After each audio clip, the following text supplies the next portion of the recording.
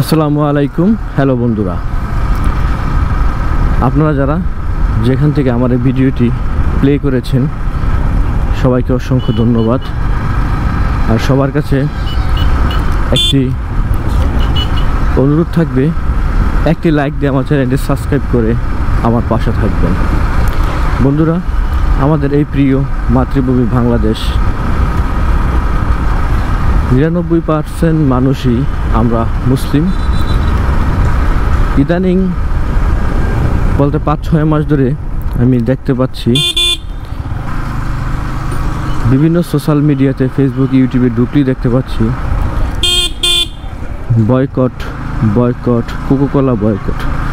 শুধু কি Coca Cola boycott করলেই কি চলবে আমাদের, নাকি আরও কিছু করণীয় আমাদের আছে?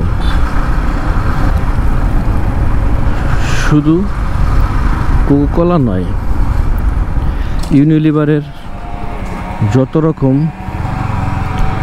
পণ্য আছে, কোক, স্প্রাইট, ডাব, সানসিল্ক, টাচমি, যত রকম ইউনিলিভার পণ্য আছে সব আমাদের বয়কট করতে হবে। আসলে আমরা বয়কট কতটুকু করলাম? মুসলমান, তাই আমাদের প্রত্যেকের উচিত একটি মুসলিমের পাশে থাকা। যে ইসরায়েল আমাদের মুসলিম ভাই বোনদের এবং ছোট ছোট বাচ্চাদের নির্মমভাবে হত্যা করছে, বুকের থেকে রক্ত জড়াচ্ছে, তাদের বিরুদ্ধে আমরা তো যেতে পারবো না, দূর থেকে হইলেও যে কোকোকোলা, এই কোম্পানির ইউনিলিভার, তারা আমাদের কাছে পণ্য বিক্রি করে আমাদের টাকা দিয়ে আমাদের এই ভাই বোনদেরকে হত্যা করছে এবং ছোট ছোট বাচ্চাদের বুক থেকে রক্ত জড়াচ্ছে।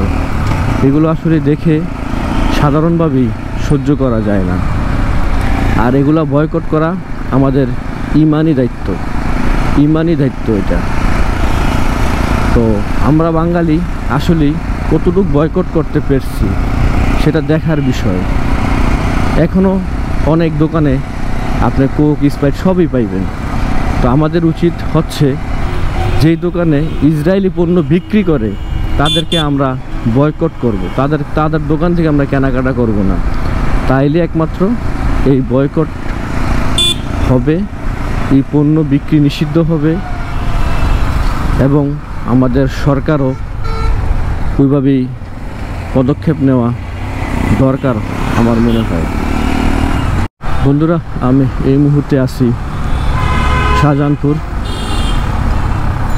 বন্ধুরা, যে কথাগুলো বলতেছিলাম এতক্ষণ, আমরা শুধু মুখে মুখেই বয়কট, জুমার নামাজের পরে রাস্তায় মিছিল নিয়ে বের হলাম বয়কট বর্জন, কিন্তু আসলেই আমাদের এই বয়কট বর্জন মন থেকে করতে হবে।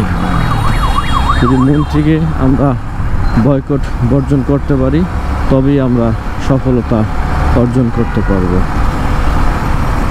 যাই হোক বন্ধুরা, আপনাদের সাথে এতক্ষণ ইসরায়েল ফিলিস্তিন বিষয় নিয়ে অনেকক্ষণ কথা বললাম।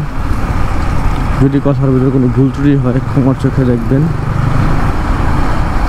সবাই ভালো থাকবেন, সুস্থ থাকবেন। খোদা হাফেজ।